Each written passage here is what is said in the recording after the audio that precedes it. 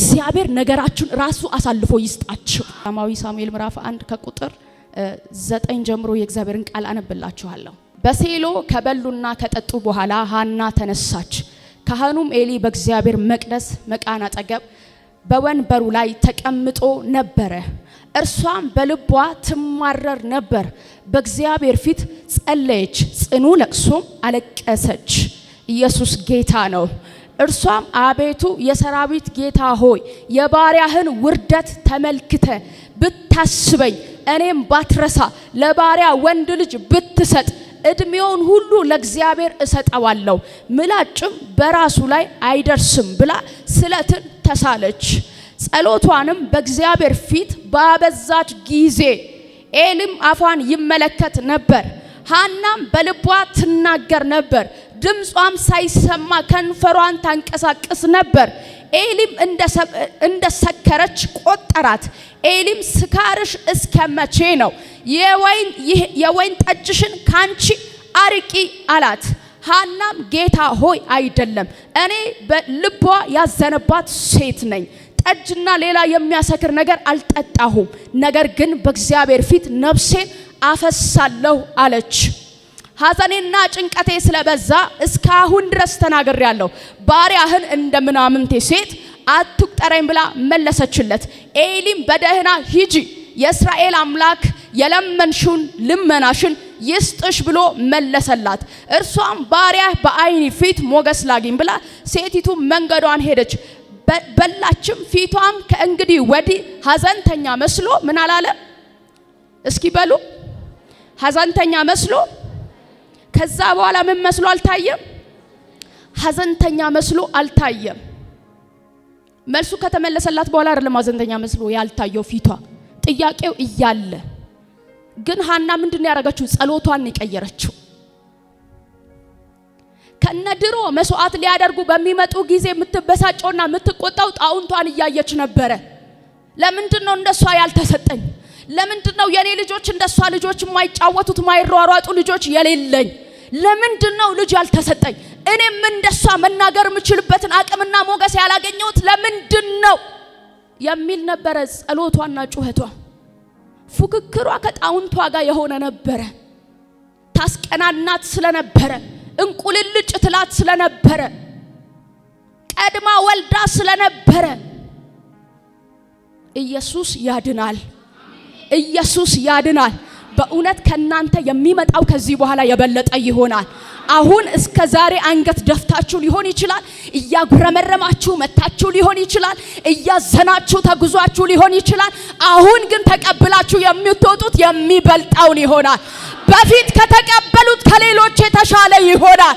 በፊት ቀድመው ካቀፉት የበለጠ ይሆናል። ሃሌሉያ። ታዝን ነበረ፣ ታለቅስ ነበረ። ባሏ ታይኔ ባክሽ ከ10 ልጆች ይበልጥብሻለሁ ይላታል። ለምን አልወለድሽልኝም ብሎ አይገፋትም። እንደዛም ሆኖ ግን ትከፋ ነበረ። ምክንያቱም የሚያስከፋ ነገር ስለነበረ። የሚያስከፋ ነገር ይዛችሁ ወደዚህ ጉባኤ የመጣችሁ፣ ከእግዚአብሔር ጋር ተወራርዳችሁ ወደዚህ ጉባኤ የመጣችሁ፣ እያሰናችሁ ወደዚህ ጉባኤ የመጣችሁ፣ እግዚአብሔር እንደዚህ ይላችኋል። በረከታችሁን ታገኙታላችሁ፣ ጸሎታችሁን ታገኙታላችሁ፣ ልመናችሁን ታገኙታላችሁ፣ ጩኸታችሁን ታገኙታላችሁ። እኔ ልናገር በአንድ ሰው ህይወት ላይ ይቀየራል። ይቀየራል በኢየሱስ ስም። ይቀየራል በኢየሱስ ስም። ለሆነ ሰው የሆነ ነገር ይቀየራል በኢየሱስ ስም። ለሆነ አካል የሆነ ጉዳይ ይቀየራል በኢየሱስ ስም። ማጉረምረሟ ሐዘኗ ጥልቅ ነበር ወዳጆቼ። አይዞሽ በሚሉ የሚጽናና ሐዘን አይደለም ያዘነችው። እግዚአብሔር አዋቂ ነው በሚባል መካከል ተከባ ግን መጽናናት ያቃታት። እኔ እግዚአብሔር አዋቂ መሆኑን አውቃለሁ፣ ግን እኔ የምፈልገው ልጅ ነው። አዎ እግዚአብሔር ሁሉን ቻይ መሆኑን አውቃለሁ፣ እኔ ግን የምፈልገው ልጅ ነው። እኔ የምፈልገው ማቀፍ ነው። እኔ የምፈልገው ልጄን መሳም ነው። አውቃለሁ የእግዚአብሔርን ሁሉን ቻይነት። አይገርማችሁ? ለካ ሐና ማህፀኗን የዘጋው እግዚአብሔር ነው። ታውቃላችሁ? ጸሎቷ ዘግይቶ የነበረው ትጸልይ የነበረው ጣንታን እኔም ወለድኩ ለማለት ነበር። እኔም ወለድኩ። የብዙዎቻችን ጸሎት የብዙዎቻችን ጩኸት እንትናን ለማስቀናት ነው። ያስከፋንን ሰው፣ ያስቀየመንን ሰው፣ የጎዳንን ሰው፣ የበለጠንን ሰው እንቁልልጭ ለማለት ነው። ከዛ አየች በዚህ አይነት ምዕራፍ ጸሎቷ መልስ እንደማያገኝ አወቀች፣ ገባች፣ ቀየረች ሐሳቧን። ሃሌሉያ! ሐሳቧን ቀየረች፣ ጸሎቷን ቀየረች። ገባችና ቆማ መናገር ጀመረች። የልብ ሐዘን ባይዘይ ከባድ ነው። ሐና የተሰማት የልብ ሐዘን ይሄ አውጥታችሁ ለማስረዳት አቅቷችሁ ያውቃል? ለሰው መናገር ፈልጋችሁ የደረሰባችሁን ጉዳት ማብራራት ፈልጋችሁ አቅቷችሁ ያውቃል? ቃል አጥሯችሁ ያውቃል? ሐና ልክ እንደዛ ነበረች። ለዛ ነው ልቧ በጣም ስላዘነ ጥልቅ ሐዘን ስለሚሰማት ስለተሰበረች መንገድ ላይ ያወራ ሄዶ የሚያቅሰው ከዚህ በቃከል እያወራችሁ እንደሆነ እኮ አታውቁትም፣ ግን እያወራችሁ ከደረሰባችሁ የሆነ ነገር የተነሳ ካላችሁበት ሁኔታ የተነሳ ሌሎች ሲያዩአችሁ በቃ እኮ አበደች፣ አበቃላት፣ አየኋት ባለፈው ብቻዋን ስታወራ ይባላል። ከደረሰባችሁ የልብ ስብራት የተነሳ ልክ ሐናም እንደዛ ነው የሆነችው። የውስጧ ሐዘን፣ የውስጧ ጭንቀት፣ የውስጧ ስብራት፣ የውስጧን ፍላጎት የሰዎች ቃል ሊያጽናና ስላልቻለ የትኛውም ስጦታ ሊጠግንላት ስላልቻለ የሷ ጉዳይ ያለው እግዚአብሔር ጋር ብቻ እንደሆነ ስለምታውቅ የማንም ሰው አይዞሽ እንደማያጽናናት ስለምታውቅ ፊቷን ወደ እግዚአብሔር አዞረች። የናንተ ነገር ያለው ወዳጆች የማንም እጅ አይደለም። አሜን ነው ወይ? የናንተ ጉዳይ መፍትሄ የሚያገኘው ማንም እጅ አይደለም። የናንተ ለምን መሰላችሁ? እግዚአብሔር በሰው እግዚአብሔር ሰውን ይረዳል። በሰው እግዚአብሔር ሰውን ምን ይላል? ይረዳል። ግን የረዳችሁ ሰው እድሜ ልኩን በኔ ምክንያት እያላችሁ ያስጨንቃችኋል አይደል እንዴ? ይሄ ሰዎች ባህሪ ነው። እድሜ ልኩን ትላንትና እኔ ሰጥቻት ትላንትና ይሄ እኮ እኔ እንትን ያረኩላት እኮ ነው እኔ እኮ ነኝ እዚህ ጋር እንድትቆም ምክንያት ይሆንኳት ይላል። አይረሳም። ባያችሁ ቁጥር ስለናንተ ያወራል። ለዛ ነው ነገራችሁ እግዚአብሔር እጅ እንዳለ እንድታውቁ ምፈልገው። ያለ ማንም እገዛ፣ ያለ ማንም እርዳታ፣ ያለ ማንም ጣልቃ ገብነት እግዚአብሔር ነገራችሁን ራሱ አሳልፎ ይስጣችሁ።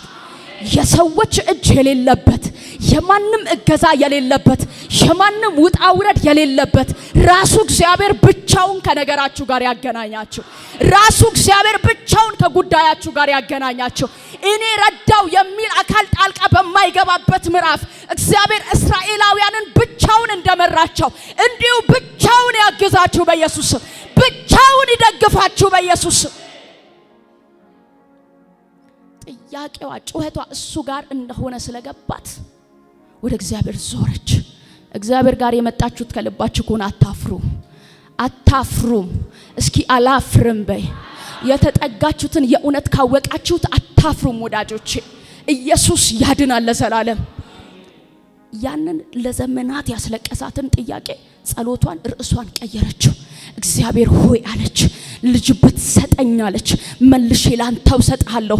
ጸጉሩ ላይ ምላጭ አይከባ፣ ምናምንቴ ነገር አይቀምስም። አንተው ቤት ውስጥ ያድጋል፣ እኔ ጋር ራሱ አይሰነብትም፣ ያንተ ይሆንልሃል አለችው። ተሳለች። የጸሎት ርዕሷን ቀየረ። ከዚህ በኋላ እኔ ጣውንቴን ለማስቀናናት አይደለም፣ ለማሳየት አይደለም፣ ይሄው እኔ ማገኘው ለማለት አይደለም፣ አንተን ለማሳየት ይሁን ጸሎቴ አለች። ላንተ ለመመለስ ይሁን ጸሎቴ አለች። አይገርማችሁ? ካህኑ ትልቁ ሰውዬ ስካርሽ እስከመች ነው? በስካርሽን አስወግጂ እንባላለን እኮ ወዳጆቼ። በጣም ልባችሁ ሲሰበር አስተያየት የሚሰጥ ሰው ይበዛል በዙሪያችሁ። በጣም ባዘናችሁ ቁጥር ይሄን ብታደርግ እንዲህ ብትታይ ይሄ ነገር አያምርም ባክስታይ ይሄን እንደዚህ አታድርጊ ስለናንተ የሚያወሩ ማአት ነገር ይኖራቸዋል። ሐሳብ ሰጪ ይበዛል በዙሪያችሁ።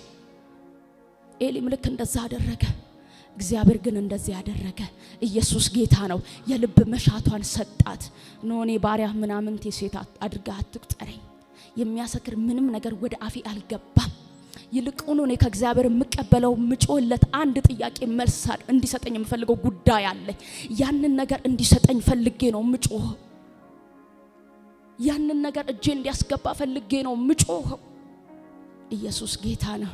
በየልብሽን መሻት ምን ይበልሽ? እግዚአብሔር ይስጥሽ አላት። ይሁንልሽ አላት። መልሷን ሳትቀበል ጸሎቷ እንደተሰማ አወቀች። እግዚአብሔር ጸሎታችሁን እንደሰማ የምታውቁበት ምሽት ነው ይሄ ምሽት። እግዚአብሔር ልመናችሁን እንደሰማ የምታረጋግጡበት ምሽት ነው ይሄ ምሽት። እግዚአብሔር ጸሎቷን እንደሰማ አወቀች። ከዛ በኋላ ስትመለስ በላች ይላል። ለካ ምግብም አትበላም፣ ደስተኛ አይደለችም። ትከፋለች፣ ቶሎ ቶሎ ታዝናለች። በላች፣ ጠጣች። ፊቷም ከዛ በኋላ ምን መስሎ አልታየም? ሐዘንተኛ መስሎ አልታየም። አበራ ፊቷ። ወዳጆቼ ጸሎቷ ለካ ትክክል ነበረ። በጌታ በኢየሱስም የጸሎታችሁ ርዕስ ይቀየራል። ይቀየራል በኢየሱስ ይቀየራል በኢየሱስ ይቀየራል በኢየሱስ። ከዛ በኋላ እንደምታውቁት ሐና ወለደች። በኤሊ ልጆች መካከል አምና ልጇን ለእግዚአብሔር ሰጠች። ታውቃላችሁ የኤሊ ልጆች ምናምንቴዎች እንደሆኑ፣ የእግዚአብሔር ለራሳቸው የሚያደርጉ እንደሆኑ፣ የረከሰ ነገር የሚያደርጉ። እንዴት ሰው በዛ መካከል ልጁን አሳልፎ ይሰጣል? ወላጆችንን እናውቃለን። ትምህርት ቤት እንኳን ልጆቻችን ከማን ጋር ነው የሚውሉት የሚል ነገር አይጨንቀንም? ይጨንቃቸዋል አይደለ? ወላጆች ትጨነቃላችሁ አይደለ? ከማን ጋር ነው የሚውሉት? ምንድነው የሚሰሙት? ምን አይነት ጨዋታ ነው የሚጫወቱት? ምንድነው ይጨንቃል። ሐና ግን ስታምን አደረገችና እግዚአብሔርን በማያከብሩ ቀድሞ እግዚአብሔርን በሚያውቁ ግን በማያከብሩ የእግዚአብሔርን ለራሳቸው በሚያደርጉ ሰዎች መካከል የተቀበለችውን ስጦታ ሰጠች። አልጠፋችም፣ አልተደበቀችም። ወዳጆቼ ለካ በእንደዚህ አይነት መካከልም ይተዋል። ተወችለት። ያከበራትን ጌታ አከበረችው። እኔ ዛሬ ማታ እንደዚህ ልላችሁ ነው የምፈልገው። የከበረ መልስ ወደ እናንተ ይመጣል። የከበረ መልስ ወደ አንቺ ቤት ይመጣል። ከብሮ የዘገየ የነበረ መልስ ከብሮ ወደ አንተ ህይወት ውስጥ ይመጣል። አምሮበት ተውቦ ወደ አንተ ቤት ውስጥ ይመጣል። ሃሌሉያ።